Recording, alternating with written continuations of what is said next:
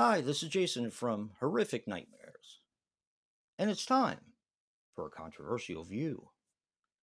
This week, we're going to be talking about Piranha 2, The Spawning, or Piranha 2, Flying Killers, I think is the original tag on this. um, I like this film. It's not going to be for everyone, but I actually really enjoy this one for what it is.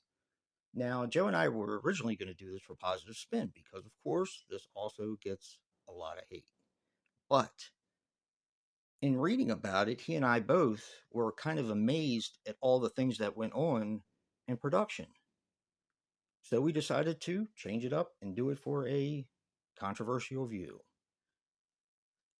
Now, of course, the company that brought out the original Piranha, because they were so hot at the time, all these shark movies like Jaws, which is kind of where it started.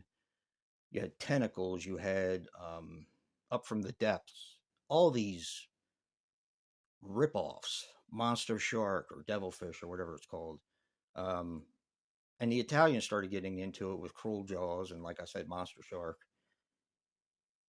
They wanted a sequel to be done to Piranha.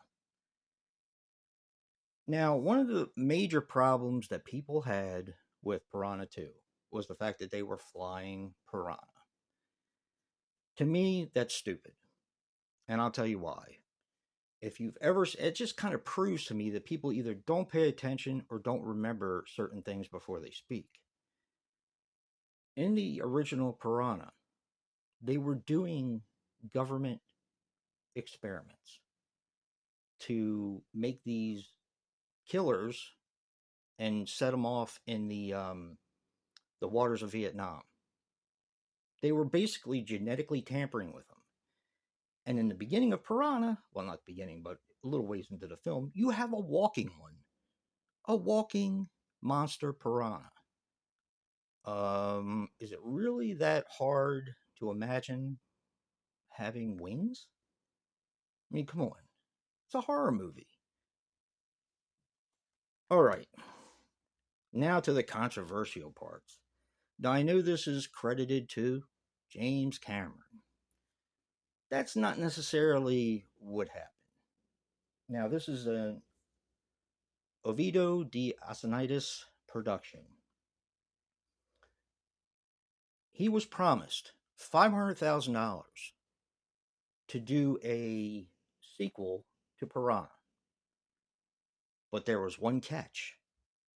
The sequel had to have an American name as a director. So how do we get around that? That doesn't mean that they necessarily have to direct, does it? Okay, you kind of see where I'm going with that. Originally, they looked at uh, Dante, but he was booked um, working on The Howling at the time, so he didn't get it. But they picked this up and comer, James Cameron, to direct this film. And him and Oviedo, or I think is his name, Oviedo, went toe to toe about everything that happened. He didn't like the shots he was getting. He wanted more nudity. He wanted more blood. He wanted more violence, which I'm completely fine with. I like Italian films, so and even in American film, I like that stuff. You know, gratuitous nudity, keep it coming. I'm fine with it. So after I think it was 4 days, it was either 3 or 4 days, James Cameron was fired as the director. And Asinitis took over because that's basically what he wanted in the first place. He wanted to direct this film and have an American name on it because that's what they had contracted. But there's more. The original budget was $500,000. He wanted to do it for $300,000. Or no, 200, I'm sorry, $200,000. So he started cutting costs every chance he got, everywhere he could, which ran into problems with the cast and everyone else. He did not care what it took to make the film. He just wanted the cost cut. Now, I kind of wonder where was that extra money going to go? I have a feeling I know, but that's just a feeling. And I'll leave it at that. So, because James Cameron had to be the name on the film, they could not technically fire him from working on the film. So, he was actually the special effects guy for a lot of the film, which I thought was pretty interesting. And not only that, he was kind of irritated that his name was going to be put on a film that he felt was subpar. So, Asinitis would go and cut the film. James Cameron would go in there and recut it. And this went on and on and on until they had a big blow up, which I thought was pretty clever. But see, James Cameron knew he couldn't be fired from the film because they needed him to have his name on it. And I thought that was pretty interesting. Now, he did pay for some stuff out of his own pocket.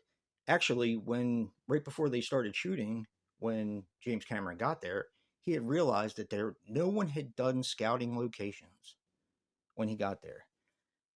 So he actually set up the contracts and found all the locations himself, set up the contracts, and paid out of his own pocket.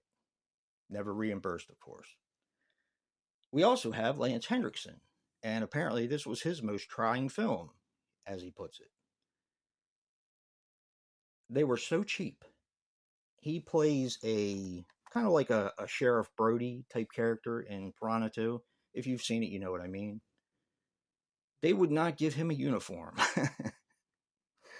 um, yeah, they would not give him a uniform. He had to actually go and buy a uniform off of a waiter at one of the hotels where they were filming and do the hand stitching of the patches himself.